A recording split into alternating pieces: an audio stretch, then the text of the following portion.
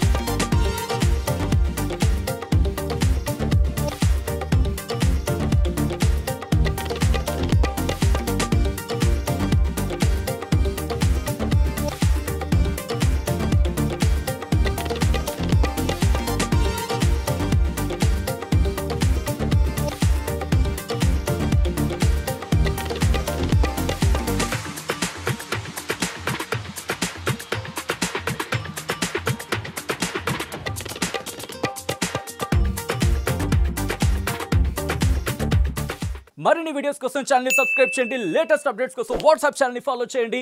And link description లో ఉంది.